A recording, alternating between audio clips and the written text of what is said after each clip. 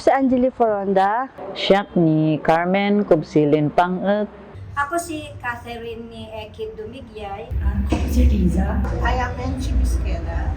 Indie started as a lifestyle socks brand that utilizes indigenous weaves. For the project, it's not us dictating what they should do. It's more of like co-designing. Iti may isa nga pangarap ko, winuhog ko, iti na ito nga grupo.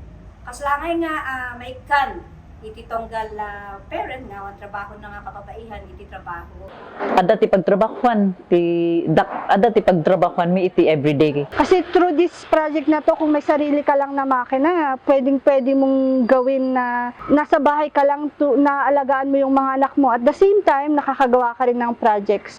Matulungan din nila yung mga husband nilang nagtratrabaho. We are hoping to raise 100,000 pesos. It will be to kickstart the production of the first set of products. Tapno mas adu ti aramiden mi iti kwa ta at least ket ada ko mati pagbirukan iti inaldaw-aldaw. Dawatan biti si Pupuso nga tulong yun. Tada ito yung daktel, ti hope kayo nga amin nga dagiti awan trabaho na, dagiti ubing nga sa bali ti tinurong, da mabaling nga dagiti tinatulungan.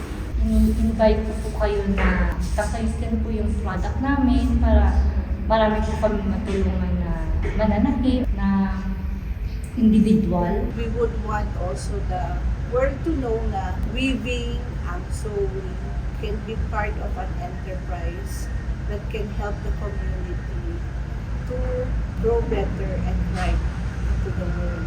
I would really want this group to be successful with the mission and the purpose of helping the community. I think it's one of the legacies na hindi mababayaran ng kahit ano. If we can influence one person to, kind of change their perspective, try to join our advocacy, parang one person at a time, it will ripple out. Any support, even just sharing our story, that actually matters a lot. Retell our story to your friends, share our campaign, tell our stories to those people you think would resonate with us.